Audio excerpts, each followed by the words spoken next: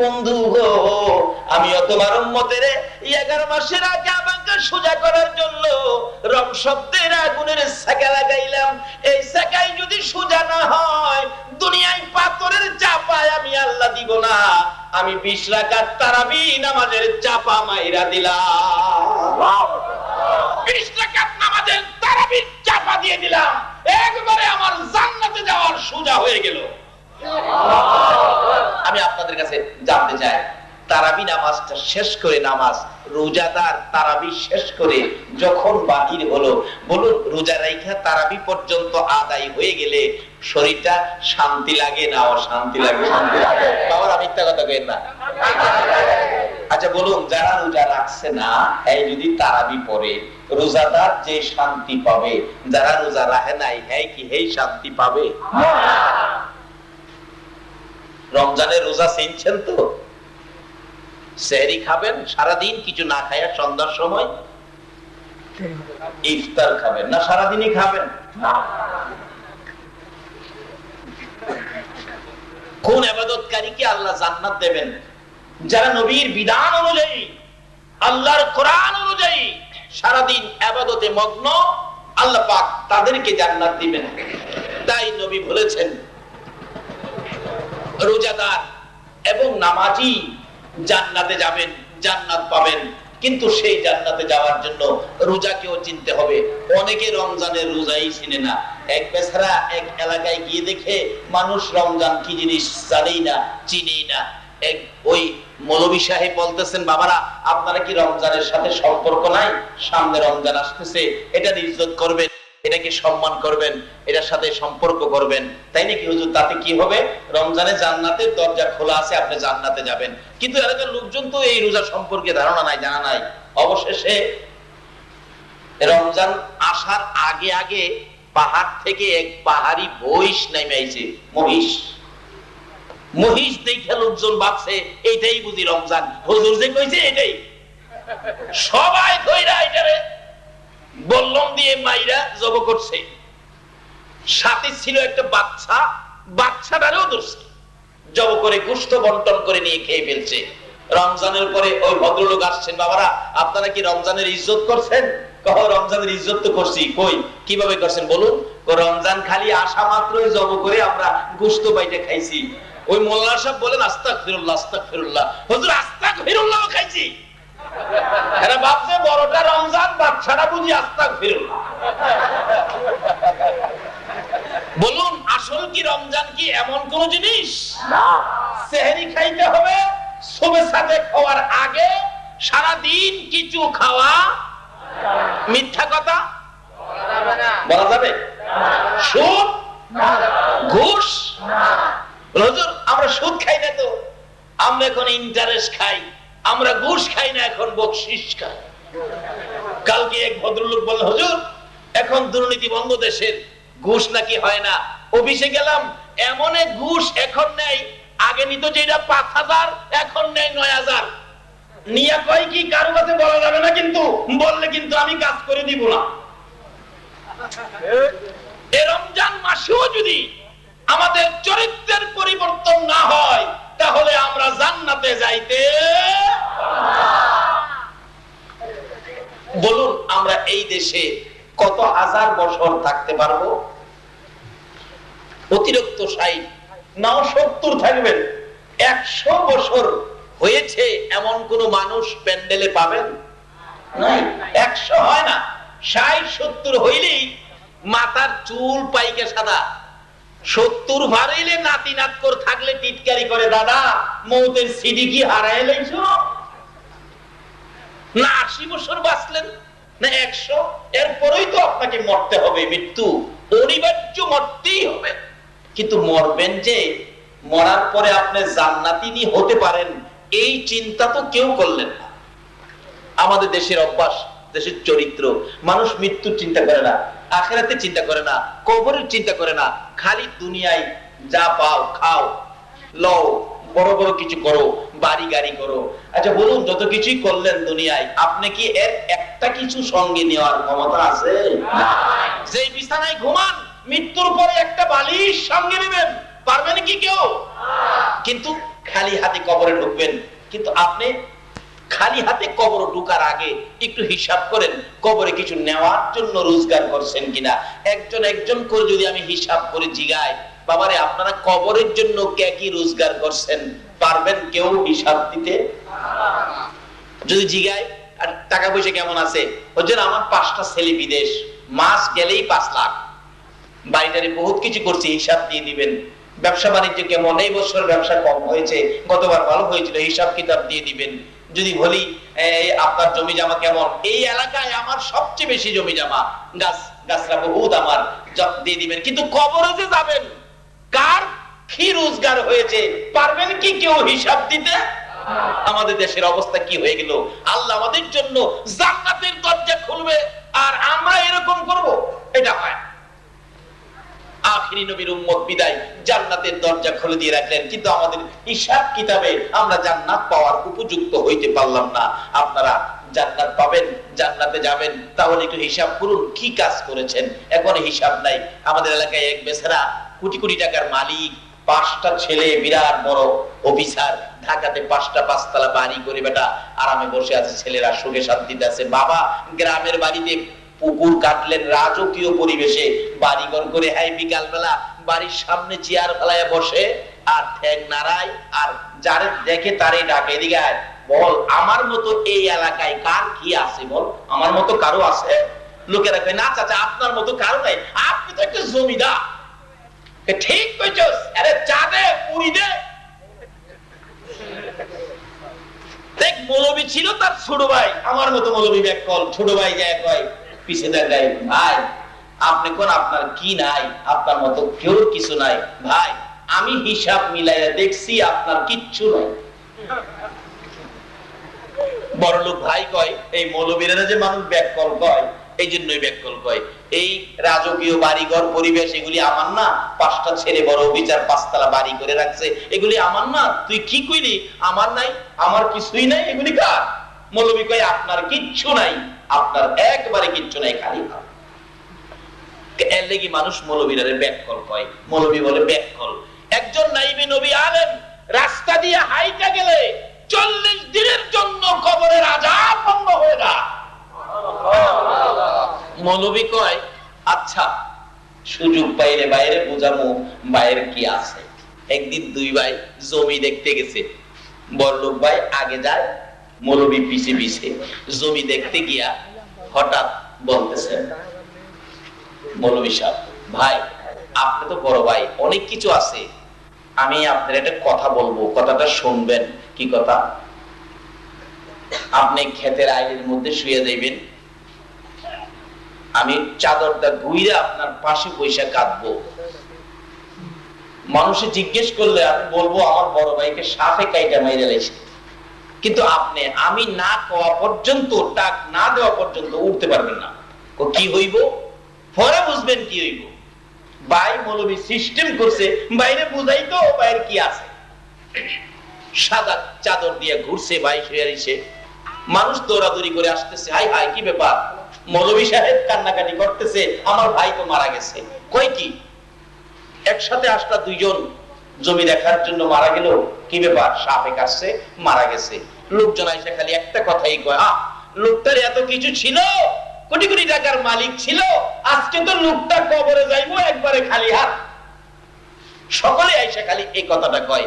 আচ্ছা বলুন, যে ভদ্রলোক শুয়ে রয়েছে চাদরের নিচে, উনি সব শুনতাছেনি? তখন থেকে তার মনে একটা দীক্ষার আসলো, আরে আমার যে শোয়াইছে মৌলবী তো ভালো লেগে, মানুষ হাতে কয় আমার কিছুই নাই বলে খালি হাতে কবর যাবো, অথচ লোকটা কিন্তু মরে নাই। সিস্টেম করছে মৌলবী, তারে বুঝাইতো বাবারে আমরাও তো একদিন এইভাবে খালি হাতে কবরে যাব। ছেলেরা খবর পায়া ডাকাত থেকে ডাইরেক্ট গাড়ি নিয়ে বাবা লাশের পাশে জমির কাছে গিয়ে হাজির। বাবা কেমনে বাবা তুমি মরে গেলা? চাচা আপনি কইয়া ছিলেন? বাবারে আমি তো কাছে আসছিলাম, সাপে তোর বাবারে কামড় দিছে। হাই হাই হাই কি করলো, কি করতে পারি, বাবারে কেমনে ভালো করি? এক মুরব্বি জিগাই, মৌলবী সাহেব সাপে কামড় দিছে, ও তাই তোর কবিরাজ নিয়ে আসেন, সাপে কাটা রোগী তো অনেক সময় কবিরাজ দিয়ে বিষ নামাইতে পারলে ভালো হয়ে যাবে। মৌলবী কবিরাজের কাছে গিয়ে কয়, কবিরাজ সাপ মরে নাই, আমি বাইরে শিক্ষা দিতাম, ভাই খালি কই আমার কি নাই, ভাইয়ের কি আছে বোঝানোর জন্য এই সিস্টেম করেছি।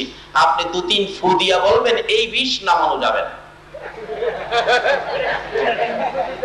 তবে সিস্টেম করবেন নামানোর জন্য। কি সিস্টেম? মৌলবী শিখাইছে, এইভাবে এইভাবে পয়েন্ট দেখাই দিয়েছি বলবেন। তো কবিরাজ আইসা 2-3 ফু দিয়া কই সর্বনাশ, কি মারাত্মক সাপের কামড়, এটা বিষ নামানো যাবে না। ছেলেরা ধরছে, চাচা যা চান আপনি আপনারে তা দিব, আমার বাবারে বাঁচান। কবিরাজ কই, বাবারে টাকা দিয়ে যদি মৃত মানুষ জীবিত করা যাইতো তাহলে এই দেশের বড় লোক একটাও মরতো না। তবে একটা সিস্টেম মৌলবী শিখাই আনছে। বড় ছেলেকে, বড় ছেলে আমি তোমার বাবারে ভালো করে একটা সিস্টেম পাইছি। কি? তুমি বড় ছেলে তো, বাবা তুমি একটু তোমার বাবার পায়ের কাছে দাঁড়াও। দাঁড়াইলে আমি মাথার দিক থেকে বিষ জারতে শুরু করব, যারার চাপে বিষ পায়ে দিয়া বাইরিব, বাইরিয়া যদি তোমারে পায় তোমার উপরে ঢুকবো, তুমি পয়রা ময়রা যাইবা, তোমার বাবা ভালো হইব। মৌলবী নাকি ব্যাককল, কি পয়েন্ট শিখাই আনছে দেখে। কবিরাজ কয়, বাবা তুমি বড় ছেলে, তুমি তো মেইন গার্জিয়ান হবে, দাঁড়াও তুমি আগে দাঁড়াও। বড় ছেলে কই, চাচা যাইবেন না, রাহেন। দেখেন আমি বাবা মৃত্যুর খবর আইছি, অফিসে অনেক কাজ ফালাইছি, আমি দেরি করতে পারবো না, আমার সময় কম, তাড়াতাড়ি কি করবেন করেন, আমি যাইগা। আচ্ছা বাবাই শুনছেনি না মরে গেছে? বাবার চোখের পানি জোর করে পড়তেছে, হায়রে কার জন্য কি করলাম, এখন দিয়ে আমার পাশে কেউ আসে না। বড় বাড়ি, জমি জামা, মার্কেট, ছেলে উচ্চ পদের অফিসার, বাবারে আপনি নিজের জন্য কি করেছেন? আপনার জন্য জান্নাতের দরজা খোলা, আপনি আখেরি নবীর উম্মত, আপনাকে জান্নাতে নেওয়ার জন্য আমার আল্লাহ পর্যন্ত সিস্টেম করেছে, কিন্তু আমরা তো সেই রাস্তায় আসি না। খুলে দিলেন, আসো বাবা দাঁড়াও। দাঁড়াইতে রাজি না। দ্বিতীয় ছেলে আইসে, চাচা বাবারে কেমনে বাঁচাইবেন, আর কোন পথ নাই? কয় না, পথ একটাই, তুমি পায়ের কাছে দাঁড়াও। ও চাচা মাপ চাই। পোলা মাইয়া যা ছিল সবাই মাপ চাই গেল, কিন্তু কেউ আর বাবারে বাঁচাইতে পাশে দাঁড়াইতে রাজি না। আচ্ছা বাবা সব শুনতেছে নি?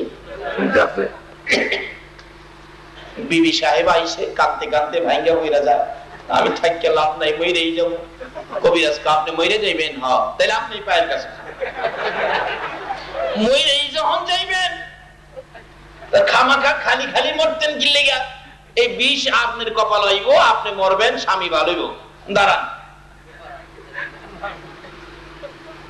মিস্ত্রি কয়, কবিরাজ রাহেন, আপনারা অক্ষণ কইলেন মইরা যাইবেন, কয় এইগুলি আমরা এমনি কই, আসলে মরবেন নাকি? আচ্ছা স্বামী শুনতেছেনি? তখন থেকে চোখের পানি দিয়া মাটি ভিজতেছে। মৌলবী যে কইছে আমি ডাক না দিলে উঠতে পারবেন না, শুয়েই থাকবেন, চোখের পানি দিয়া মাটি ভিজতেছে আর কাঁদতেছে। মিচামিচি কাটাইলাম জিন্দেগি, মিচামিচি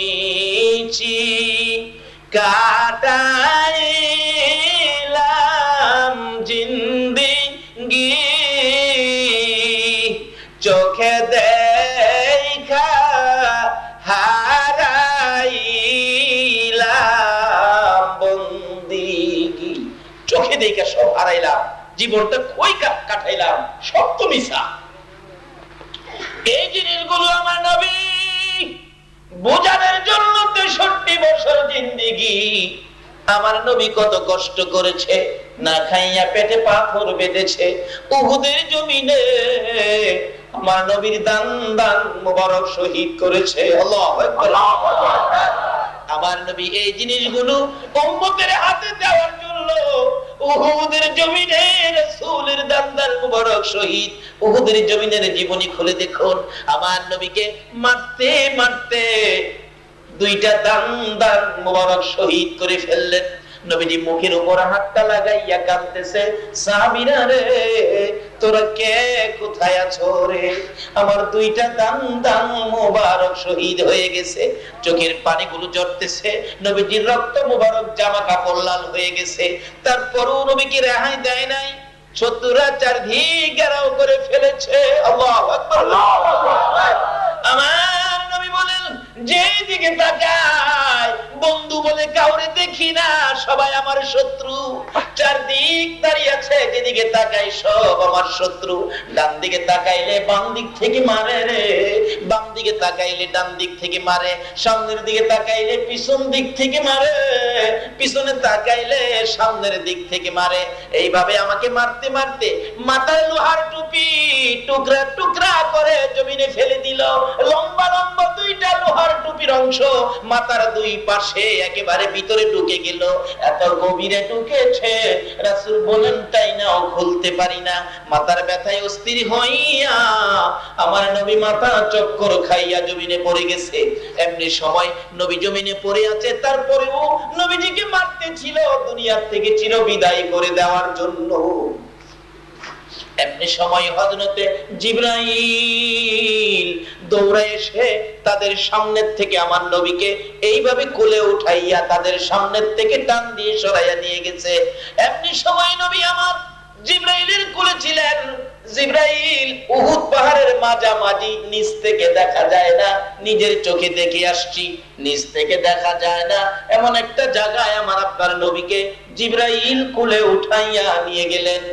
যাইয়া ডাকতেছে উহুদ পাহাড়ের পাথরের কাছে, এরে উহুদের পাহাড়, ও উহুদের পাথর দেখ, যেই নবী না হইলে তোরা হতে না, আমি জিবরাইল হতাম না, কুল কায়নাতের কিছুই হতো না। এরে পাথর, এই নবীকে মারতে মারতে দান মোবারক শহীদ করেছে। মাথা লোহার টুপি ভেঙে টুকরা করে নবীজির মাথার ভিতরে ঢুকাইয়া দিয়েছে। নবী বেহুশ, জ্ঞান ফিরতেছে না। একটু বিছানার ব্যবস্থা করে দে রে, আল্লাহর বন্ধুকে শোয়াইয়া রাখি। জিবরাইল বলেন, এই বলে ডাক দেওয়ার সঙ্গে সঙ্গে দেখি লম্বা একটা পাথর ফাইটা তুলার মতো নরম বিছানা হয়ে যায়। জিবরাইল আশ্চর্য হয়ে গেলেন। নবীর পরিচয় দেওয়ার সাথে সাথে পাথর ফাইটা তুলার মতো নরম বিছানা হয়ে গেল। মাথার দিকে একটু পাথর আর নরম হইয়া উঁচু হইয়া বালিশের জায়গায় পৌঁছে গেল। নবীজিকে বিছানার মধ্যে শোয়াইয়া জিবরাইল মাথার পাশে বসে ডাকতেছে, হুজুর আল্লাহর নবী গো, জ্ঞান ফিরতেছে না আপনার। নবীজি হঠাৎ করে চক্ষু দুইটা খুলে ডান দিক তাকাইয়া দেখে জিবরাইল বসা। নবী চোখের পানিগুলো জর্জর করে ছেড়ে দিলেন। জিবরাইল রে, আমি আর কত মার খাবো রে জিবরাইল। জিবরাইল বলে, ইয়া রাসূলুল্লাহ কাঁদবেন না, আর কেহ আপনাকে মারবে না, আমি আপনাকে তাই না উহুদ পাহাড়ের উপরে নিয়ে আসছি, আর আপনাকে কেউ মারতে আসবে না।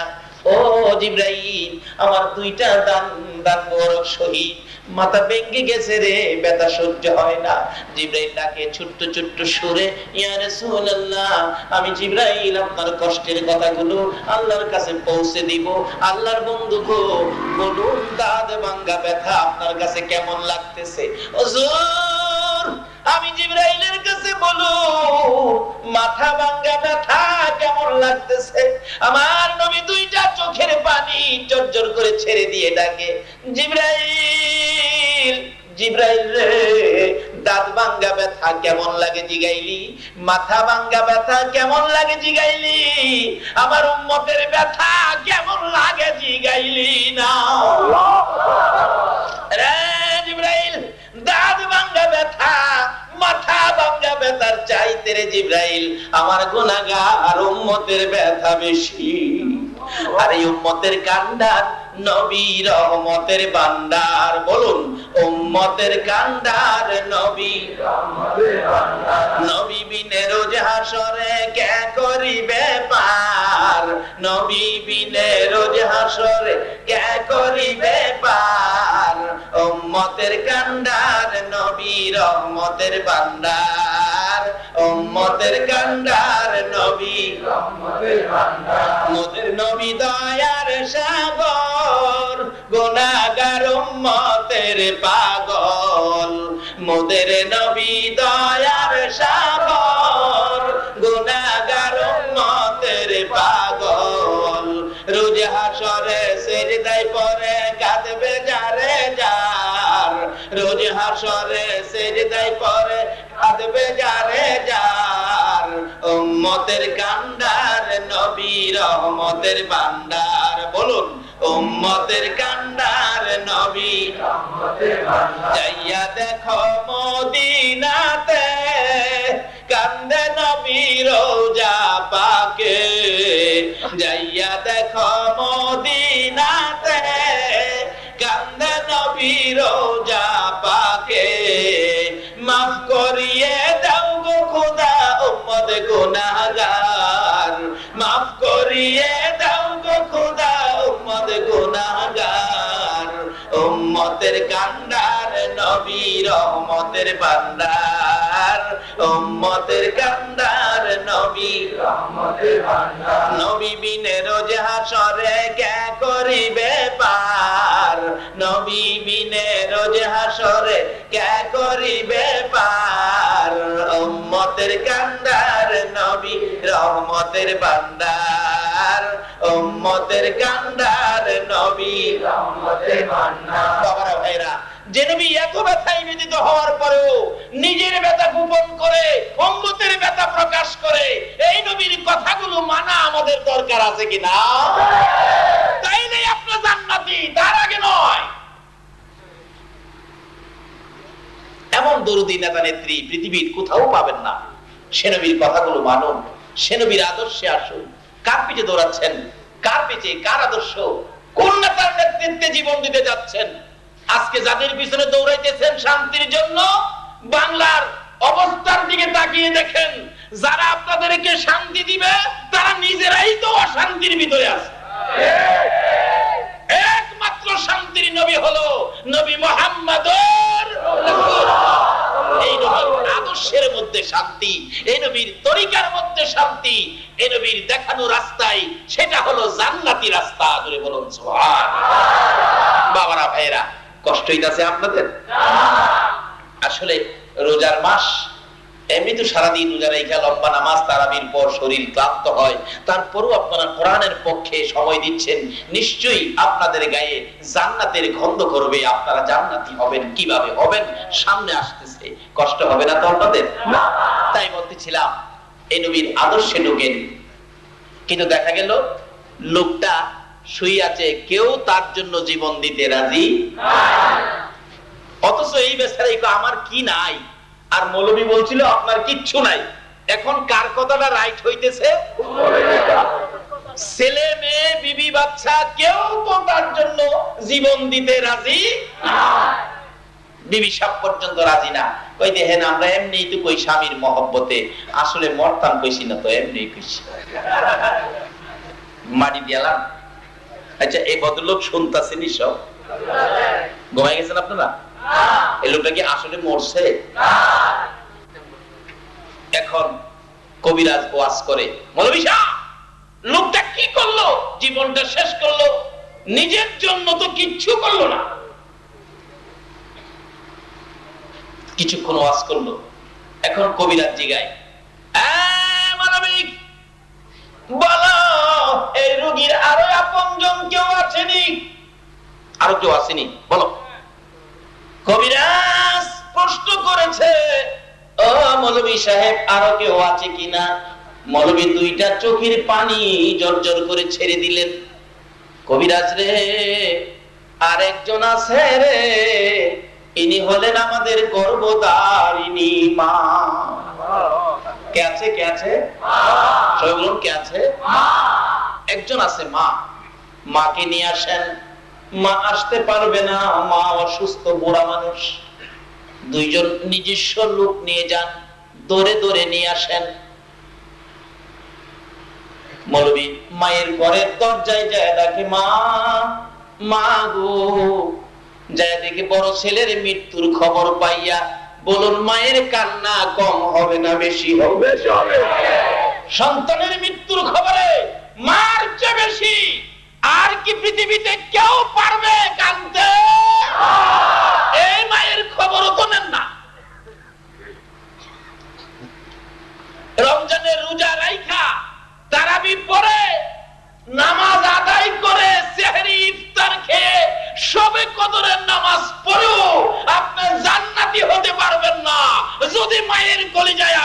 থাকেন।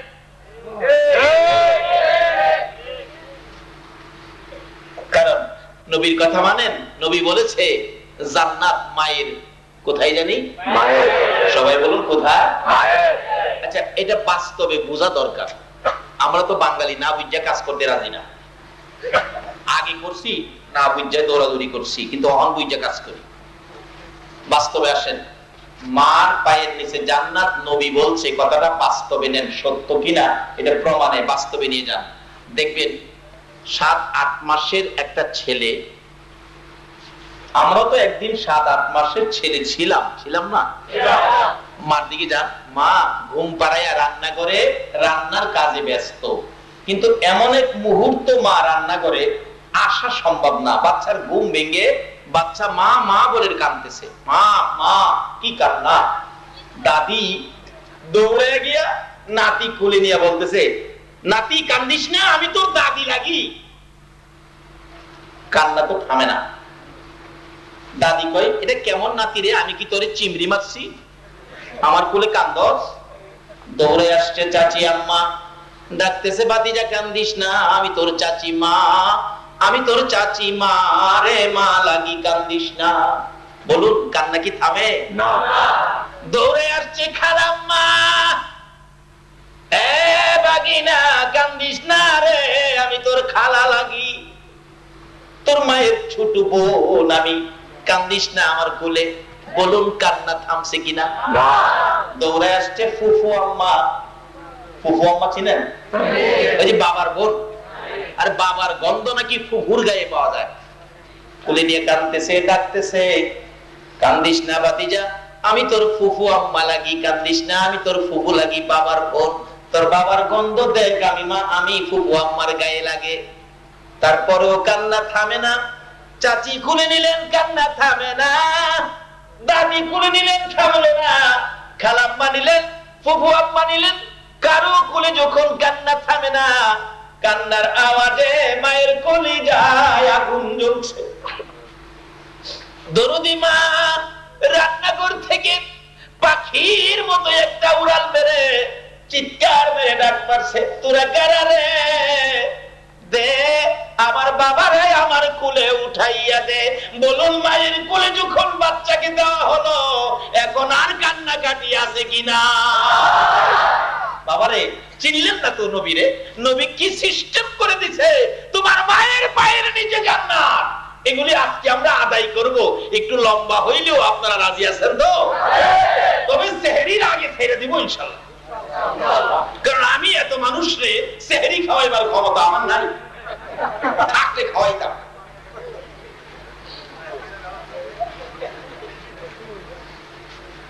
আর যদি জান খাইতে, বৈরব লন দাওয়াত দিলাম, যাইবেন নি? কইবেন হুজুর যেই পয়সা খরচ কিনা বৈরব যাবো, এই পয়সাটা বাড়ির দেশি মুরগ দিয়ে খাইতাম, তার বৈরব যাই লাভ নাই। আমিও দাওয়াত ইমনটাই দিমু, যেটা না যাই পারবেন। আর গেলে খুশিও যাই।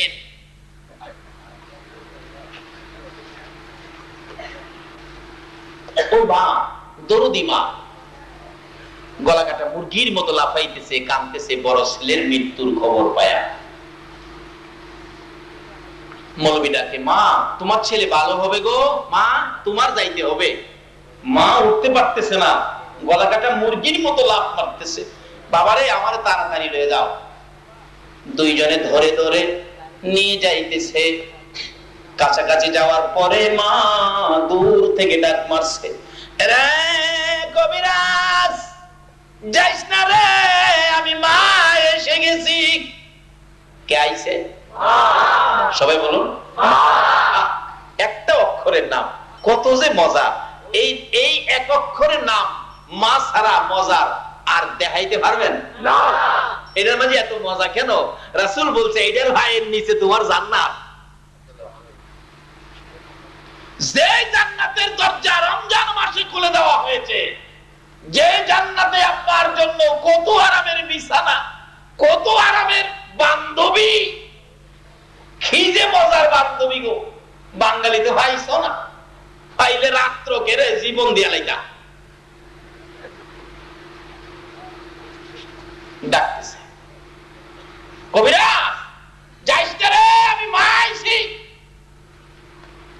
কাছাকাছি যাওয়ার পর কবিরাজ বলতেছে, আপনি কি মা লাগেন? আমার ছেলেরে ভালো করে দে, আমার কলিজায় আগুন আমার সন্তানের জন্য। কবিরাজ বলেন, মা গো, আপনার ছেলে ভালো হবে, শর্ত হলো আপনি আপনার ছেলের পায়ের কাছে দাঁড়াইতে হবে। আমি বিষ জাইরা বাহির করব পায়ে দিয়া, বিষ আপনার শরীরে ঢুকবে, আপনি মা মরে যাবেন, আপনার ছেলে ভালো হবে। বলুন মা তাতে রাজি হবে কিনা? আরে মা বাবার কথা মতো যেজন চলে না, মা বাবার কথা মতো যেজন চলে না, আল্লাহ নবীজির দয়া তারা পাবি না। হায়রে আল্লাহ নবীজির দয়া তারা পাবি না। একজন রাজি হইব? বলুন এই লোকটাকে মা, ছেলেও না, মেয়েও না, বিবিও না, এই লোকটাকে মা।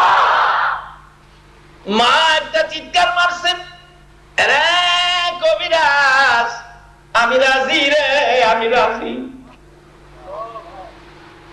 তবে শর্ত হলো আমি তো দাঁড়াইয়া থাকতে পারি না রে বাবা, আমি আমার সন্তানের পায়ের কাছে বসলে হবে নি। দাঁড়াইয়া থাকতে পারি না, বসতে বলি। তারপরেও মা কি কয় না, কয় না? কোন মা রাজি? যে মার পাবেন নিচে। আজকে সেই মারে চিনলেন না। এই রমজানে রোজা হবে না, মক্কা মদিনার হজ হবে না, যদি এই মারে কেউ কষ্ট দিয়ে থাকে।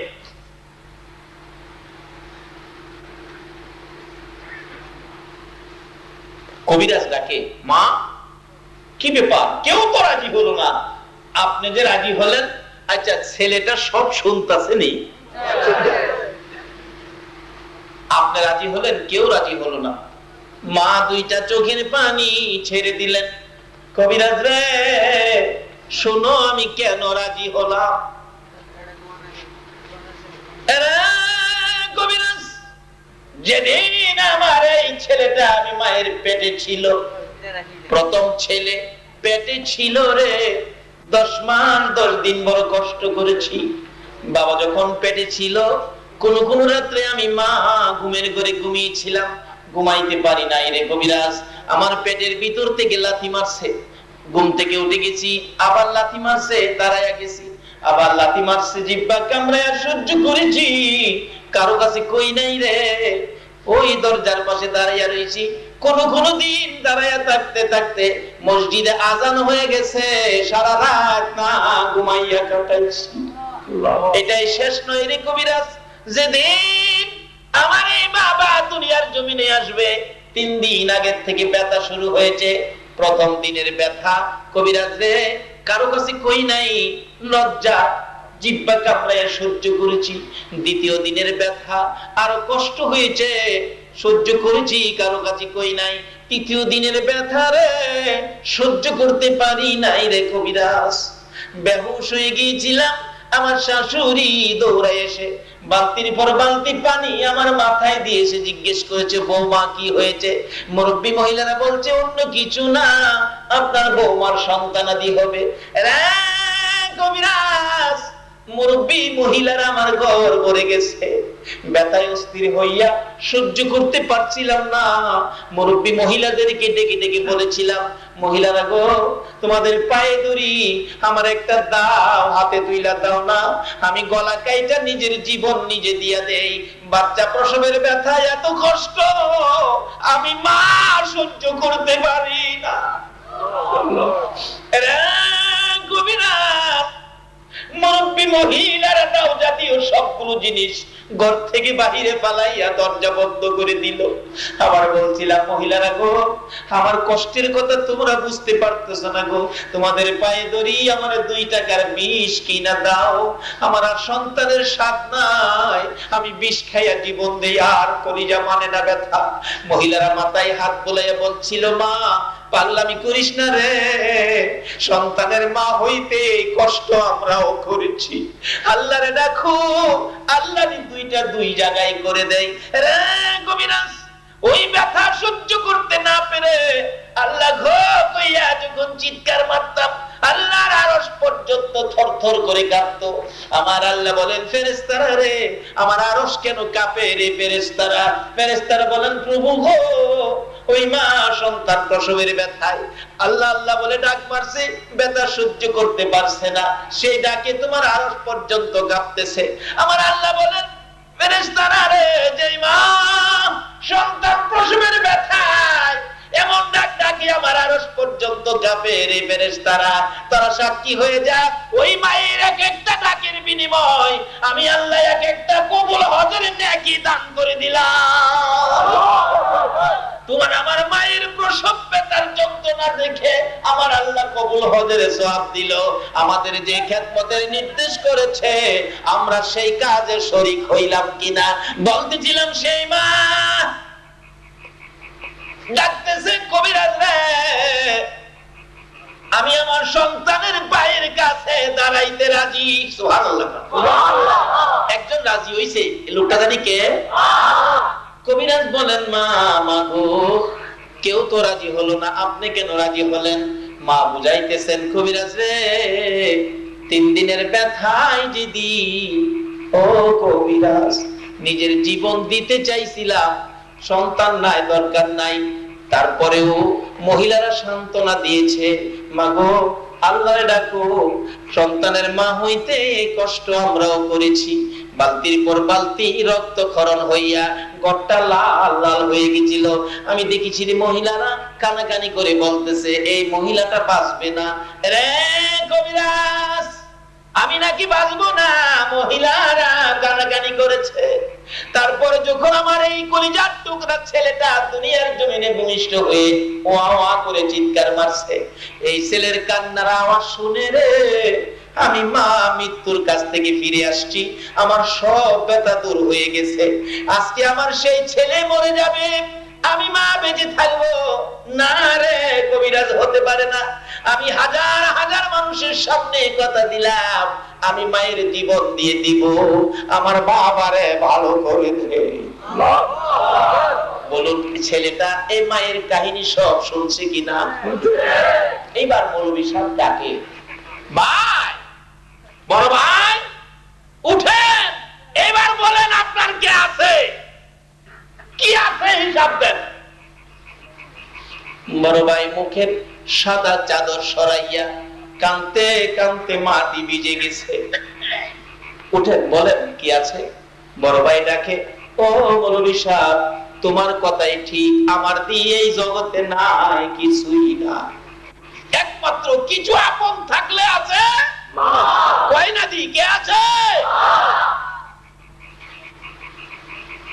তাই আজকে আপনি সবে কদর পাবেন না, রমজানের বরকত পাবেন না, গুনাহ মাফ পাবেন না, নামাজ রোজা হজ যাকাত কবুল হবে না, আপনি যদি এই মারে কষ্ট দিয়ে থাকেন। সেহরি খাওয়ার আগে আগে মার কাছে যান। যদি মা ঘরে না থাকে, হুজুর আমার মা যে কবরে, যান মায়ের কবরে সেহরি খাওয়ার আগে। কবরের পাশে দাঁড়িয়ে ডাকেন, আল্লাহ আমি আমার মারে কষ্ট দিয়েছি, তুমি আমার মারে কষ্ট দিও না। আমি সন্তান হয়ে তোমার কুদরতি পায়ে ধরলাম, আমার মাকে মাফ করে দাও। তোমার কান্নাই যদি আমার আল্লাহ খুশি হইয়া তোমার মাকে মাফ করে দেয়, রুহানি ভাবে তোমার মা তোমার অপরাধ কবর থেকে মাফ করে দিবে। তারপরে সেহরি খাও, রোজা রাখো, নামাজ পড়ো, এই রোজা নামাজে তোমার জান্নাত পাবে। কিন্তু মাকে কষ্ট দিয়ে ইবাদত করেও জান্নাতে যাওয়া সম্ভব। মৌলভী ডাকতেছে, ভাই উঠেন, এবার বলেন আপনার কি আছে। বাইরে আমার কিচ্ছু নাই। এতদিন বলতেন আমার কি নাই, কখন কয় আমার কিচ্ছু নাই। তোমার কথাই ঠিক। মৌলভী সাহেব এইভাবে সিস্টেম করে কাজটা ভালো করলো না খারাপ করলো? ভালো। আজকে ছেলেরা এই মাহফিলের আয়োজন করে এই ঘটনাগুলো আপনাদেরকে শোনানোর ব্যবস্থা করেছে। ছেলেরা কাজটা ভালো করলো না খারাপ করলো? আল্লাহ তাদের হায়াতে বছরের পর বছর এইরকম মাহফিল করার তৌফিক দেয়। সকলে বলুন আমিন। উঠে না, কান্দে, খালি কান্দে। ভাই এখন উঠেন না, কান্দেন কেন? উঠেন, বাড়িতে যাও। কোন যাবো, কই যাবো, কোন বাড়িতে যাবো? এই বাড়ি তো আমার, এখন বুঝছে বাড়ি আমার। তাহলে এখন কাঁদতেছেন কেন? বড় ভাই কাঁদে, গুনার বোঝা মাথায় লয়া কাঁদতেছি, বলুন না, গুনার বোঝা মাথায় লয়া কাঁদতেছি, মাফ করে দাও মাবুদ আল্লাহ এলাহি, আইরে মাফ করে দাও মাবুদ আল্লাহ। বড় বাড়ি বড় ঘর সাজাইয়া কেমনে থাকব কবরেতে পড়িয়া। বাইরে কি করবো? ওইটা বাড়ি যাই কি করবো? বাড়ি তো আমার না, আমি কবরে কেমনে থাকবো? এই চিন্তা এখন চলে গেলেন। তার থেকে শুরু করলো কবরের রোজগার। বাবারা ভাইরা, রমজান মাসে জান্নাতের দরজা খুলেছে কার জন্য? কোরআন শরীফ, ফাদখুলি ফি ইবাদি ওয়াদখুলি জান্নাতি। আল্লাহ বলছে যারা আমার ইবাদত করবে আমি তাদেরকে জান্নাতে ঢুকাবো, আমার যারা ইবাদত দিবে আমি তাদেরকে জান্নাত দেব। জান্নাতের দরজা খোলা। বলুন, যারা রোজা রাখবে না তাদের জন্য? জান্নাতের শান্তি রোজাদারের জন্য না যারা রোজা রাখে না তাদের জন্য? দেখবেন এটার বাস্তব প্রমাণ। শান্তি যে কই আছে, যারা রোজা রাখা সারাদিন সন্ধ্যার সময় ইফতার করতে বসছেন, ইফতারটা সামনে নিয়ে বসছেন, ইফতার করবেন, আজান শুরু হবে। বলুন এই সময়টা শান্তি লাগে না অশান্তি লাগে? হাতে আজান কানটা পাইতে রাখছে, আজানটা কোন সময় দিব? দেখেন যারা রোজা রাখছে তাদের কাছে এই মুহূর্তটা শান্তির না অশান্তির? দুঃখের না খুশির? যারা রোজা রাখে নাই, এমন একজন ব্যক্তি 50 কোটি টাকার ইফতার নিয়ে বইছে, রোজাটা খালি রাখে নাই। বলুন 50 কোটি টাকার ইফতার সামনে থাকলেও রোজা সারা ইফতার খাইতে মনে আছে নাই? পরীক্ষা করে দেখেন, হুজুর থেকে রোজা ভাঙ গেলাম না ভাঙে না। যারা রোজা রাখে না তাদের জিজ্ঞাসা দেখেন ইফতার খাইতে পারে। যেমন ইফতারের কদর জানে ঢাকা চক বাজারের লোকেরা। ঢাকা চকে যত কিসিমের ইফতার হয়, বাংলাদেশে কোথাও এত আইটেমের ইফতার হয় না। চকের ইফতার বিদেশ পর্যন্ত যায়। এক বেচারা ঢাকায় কুটি ইফতার নিয়ে বইছে, অন্তত পক্ষে 42 আইটেম, 42 আইটেমের ইফতার নিয়ে বইছে। আর একটা জায়গায় কি বে, একটু আগে দেখলাম সিগারেট খাইছস, ইফতার নিয়ে বইছস কোন সাহসে? রোজা রাখছস, মাথায় টুপি টাবি পাঞ্জাবি জাঞ্জাবি পরে ইফতার খাইতে না যায় বলছে। ওই ব্যক্তি আবার জবাব দেয়, কি কইবার চাস? রোজা বি রাখবো না, ইফতার বি করবো না, বেঈমান হইয়া যাবো নাকি? রোজাও রাখছে না, হ্যাঁ ইফতার না করলে বলে বেঈমান হইয়া যাইব। এমন চরিত্রের লোক আমাদের সোনার বাংলায় আছে। বলুন, আপনি রোজা না রাখা ইফতার করে দেখেন, রোজা রাখা ইফতার করে দেখেন, বলুন কোনটার মধ্যে শান্তি লাগবে? রোজা রাখা। এই সময় কারণ আছে তো, আল্লাহ পাক এই ইফতারের মুহূর্তে আপনার গুনাহগুলি মাফ করে দিবে, আপনাকে জান্নাতের খুশ খবরই দিবে।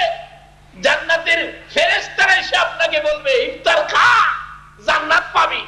আল্লাহু আকবার বলুন। তার বাস্তব এটি বলে আমি দোয়া করব। আল্লাহুম্মা আমিন। রব্বানা যালামনা আনফুসানা وإن لم تغفر لنا وترحمنا لنكونن من الخاسرين رب ارحمهما كما ربياني صغيرا رب ارحمهما كما ربياني صغيرا رب العالمين জান্নাতের বাগানে জান্নাতি মেহমান লইয়া জান্নাতের দরজা খোলা মাহে রমজানে আমি গুনাহগার তোমার কাছে হাত বাড়াইছি। মায়ার নজরে তাকাইয়া দেখো কতগুলো মানুষ সারাদিন না খাইয়া রোজা রেখে কষ্ট করেছে। আল্লাহ গো, এই মাহফিলে রাত্র 2টা পার হয়ে গেছে, তারপরেও বসে রয়েছে। মাবুদ রে, কতজনের বৃষ্টির পানিতে জামা কাপড় পর্যন্ত ভিজে গেছে। মাবুদ, তারপরও তোমার কোরআনের আলোচনা শোনার জন্য, তোমার বন্ধুর হাদিসের আলোচনা শোনার জন্য ধৈর্য ধরে বসে আছে। এখন বাড়িতে যাবে, সেহরি খাবে, এই মুহূর্তে 2টা হাত তোমার গাফফার নামের দুয়ারে বাড়াইছি। কত যুবকেরা হাত বাড়াইছে গো, এই রমজান মাসে তুমি ক্ষমা দিবা। কত মাহারা বাবাহারা সন্তানেরা হাত বাড়াইছে, মা বাবারে ক্ষমা দিবা। কত অপরাধী পাপী হাত বাড়াইছে, তুমি সবার পাপ গুলো ক্ষমা দিবা। এই হাতগুলি দেখলে তোমার মায়া লাগেনি, তোমার দয়া লাগেনি। রোজাদার মেহমান লইয়া এই গভীর রজনীতে 2টো হাত তোমার গাফফার নামের দুয়ারে বাড়াইলাম। ই আল্লাহ, কার জীবনে কত গুনাহ হিসাব জিগাইও না, কে নেককার কে গুনাহগার কাউরে কিছু কইও না। এই মাহফিলের উসিলায়, মাহে রমজানের উসিলায় আমাদের সকলের জীবনের গুনাহগুলো ক্ষমা করে দাও। বুঝেছি আমাদের গুনার জন্য তুমি বুঝি রাগ হইয়া গেছো। আমরা যে হাত বাড়াইলাম গো, তুমি যদি মাফ না করো আমরা আর কই যাব গো আল্লাহ। ডাক দেন না আল্লাহ, ইয়া আল্লাহ, ইয়া আল্লাহ। জীবনের গুনাহ মাফ করছো, জিগার জিগার, জীবনের গুনাহ মাফ করছো। জীবনে এত গুনাহ করেছি, গুনার খবর মা জানে না। জীবনে কত গুনাহ করেছি, গুনার খবর বাবা জানে না। শুধু জানো তুমি আল্লাহ। আল্লাহ, জীবনের গুনাহ লইয়া তোমারে যে তোমার বান্দারা আল্লাহ আল্লাহ কইয়া ডাকলো। মাহবুব, দুনিয়ায় দেখি সন্তানেরা অপরাধ করে, মা বাবার রাগ হয়, বাড়িতে জায়গা দিবে না। তারপরও সন্ধ্যা যখন হয়ে যায়, রাত্র যখন হয়ে যায়, বাবা রাস্তায় যায় তালাশ করে, বাবা কই রে, রাত্র হয়ে গেছে, আয় বাড়িতে আয়। বাবা সন্ধান পাইল না, বাড়িতে যাইয়া বিছানায় শুয়ে গেছে। অপরাধী সন্তানের জন্য মা দরদি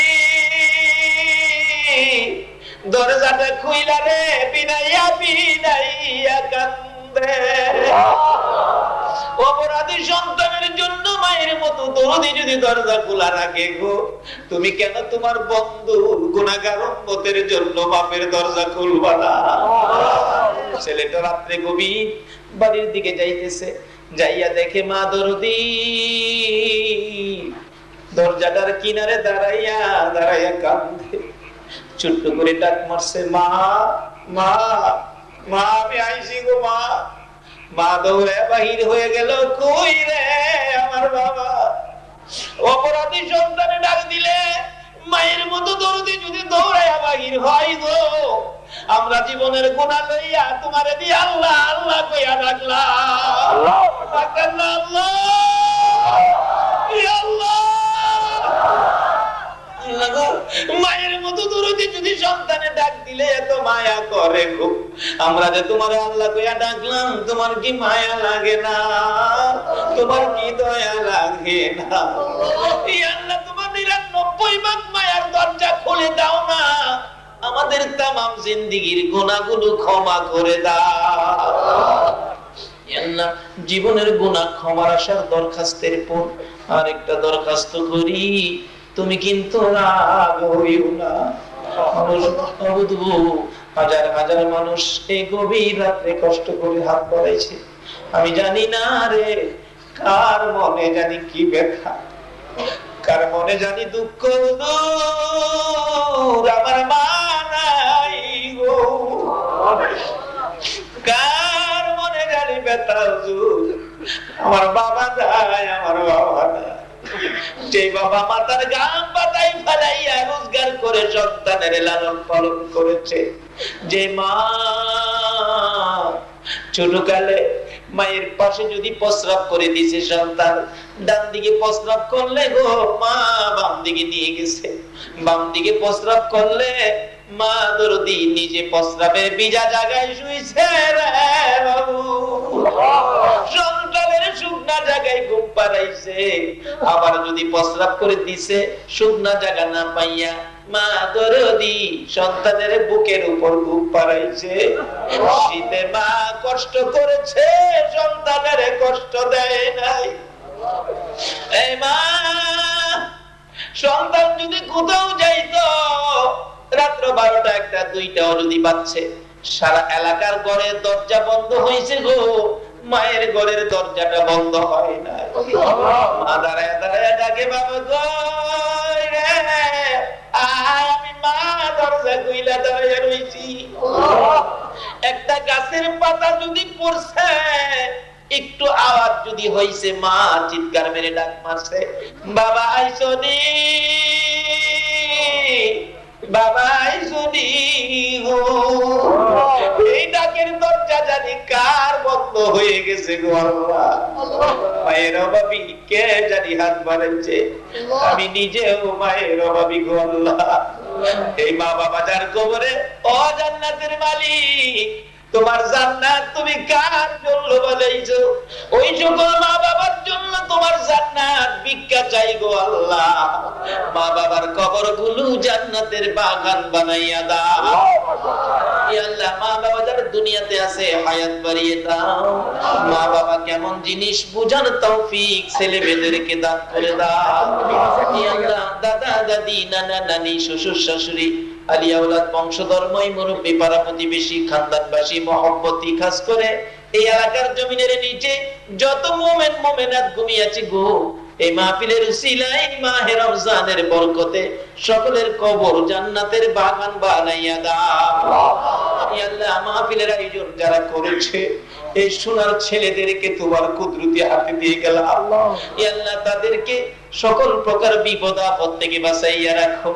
তাদের বংশধর্ময় মুরব্বী যারা কবরে সবাইকে তুমি মাফ করে দাও ইয়া আল্লাহ। এই মাহফিলে যারা সাহায্য সহযোগিতা করেছে, বুদ্ধি পরামর্শ দিয়েছে, দূর দূরান্ত থেকে কষ্ট করে মাহফিলে শরীক হয়েছে, সকলকে তুমি কাল কিয়ামতে নবীর কুদারায় উঠাইয়া ফুলসিরাতের ফুল পার করে দিও গো আল্লাহ ইয়া আল্লাহ। তোমার নবী যেই জান্নাতে থাকবে গো, ওই জান্নাতের পাশের জান্নাতি বানাইয়া দিও গো আল্লাহ ইয়া আল্লাহ। আমাদের মধ্যে যারা বিমার সেবা করে দাও।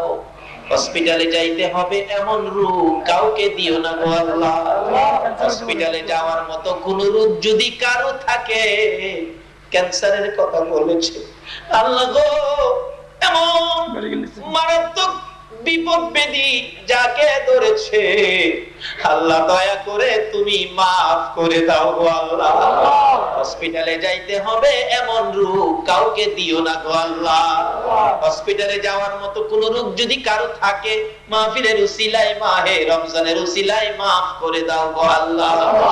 আল্লাহ আমাদের মধ্যে যারা বিপদে আছে বিপদ থেকে উদ্ধার করে দাও। যারা ঋণগ্রস্ত আছে ঋণ থেকে মুক্ত করে দাও। যারা নামাজি নামাজ কবুল করে নাও। যারা নামাজ পড়ে না নামাজের বুঝ দান করে দাও ইয়া আল্লাহ। এই রমজানে জান্নাতের দরজা খোলার মাসে যারা রোজা রাখে আল্লাহ গো, সকলের রোজা নামাজ সেহরি তারাবি ইফতার রমজানের বরকত সবে কদর সহ নসিব করে দাও ইয়া আল্লাহ। খাস করে যাদের ছোট্ট ছোট্ট ছেলে মেয়ে আছে, ছেলে মেয়েদেরকে নেক হায়াত বাড়ায়া দাও। অকালে মৃত্যু দিও না, মা বাবার কলিজায় আগুন জ্বালাইও না। ছেলে মেয়েদের মুখে ইতিমের দাগ লাগাইও না। ছেলে মেয়েদের মা বাবার হায়াত বাড়াইয়া দাও ইয়া আল্লাহ। যাদের ছেলেরা বাইরা বিদেশ থাকে সহি সালামতে রাখো। যারা বিদেশ যাবে মনের আশা পুরা করে দাও আল্লাহ। যারা পরীক্ষা দিয়েছে দিবে কামিয়াবি দান করে দাও আল্লাহ গো। খাস করে আমাদের বাংলাদেশের উপর তুমি রহমত বর্ষিত করো। মানুষ কষ্টের মধ্যে আছে আল্লাহ গো, মানুষের শান্তির ফায়সালা করে দাও এই আল্লাহ। যেই পথে যাকে দিয়ে শান্তির ফায়সালা হবে তুমি সেই ব্যবস্থা তুমি করে দাও গো আল্লাহ। ইয়া আল্লাহ, খাস করে এই এলাকাটুকু তোমার কুদরতি হাতে দিয়ে গেলাম, রহমত বরকত শান্তি দ্বারা ভরপুর করে দাও গো আল্লাহ। এই মাহফিল কমিটির ভাইদেরকে তোমার কুদরতি হাতে দিয়ে গেলাম, তাদেরকেও তুমি কবুল করে নাও গো আল্লাহ। এই মাহফিলে যারা কষ্ট করে এত রাত পর্যন্ত বসে আছে সবাইকে তুমি রোজা, সেহরি, তারাবি, ইফতার, রমজানের বরকত সবে কদর সহ নসিব করে দিও গো আল্লাহ। মাহফিল শেষে যারা যেখানে যাবে গো সহি সালামতে পৌঁছাইয়া দিও গো আল্লাহ। ইয়া আল্লাহ, পাশে বসে মায়ের জন্য দোয়া চাইতেছে, আল্লাহ দয়া করে মাকে তুমি মাফ করে দাও গো আল্লাহ। ইয়া আল্লাহ, খাস করে এই মাহফিলে যে যে আশায় হাত বাড়াইছে সকলের মনের আশা পুরা করে দাও গো আল্লাহ। এই পর্যন্ত যারা রোজা রাখে নাই আগামী কাল থেকে রোজা রাখার তৌফিক দাও গো আল্লাহ। রোজা যারা রাখবে গো, সেহরি যারা খাবে গো, ইফতারি খাওয়ার আগে আগে আখেরি নবীর উম্মত বলে কবুল করে লও গো আল্লাহ। ইয়া আল্লাহ, যতগুলো দরখাস্ত করলাম মাহফিলের উসিলাই, দুরুদের উসিলাই, জিকিরের উসিলাই, মাবুদ মাবুদ রে, রহমতের 10 দিনের উসিলাই, সবে কদরের মাসের উসিলাই, জান্নাতের দরজা খোলার মাসের উসিলাই আমাদের সবগুলো দরখাস্ত কবুল আর মঞ্জুর করো গো আল্লাহ। সাল্লাল্লাহু তাআলা আলা খায়রি খালকিহি মুহাম্মাদিন ওয়া আলা আলিহি ওয়া আসহাবিহি আজমাইন বিহাক্কি লা ইলাহা ইল্লাল্লাহু মুহাম্মাদুর রাসূলুল্লাহ।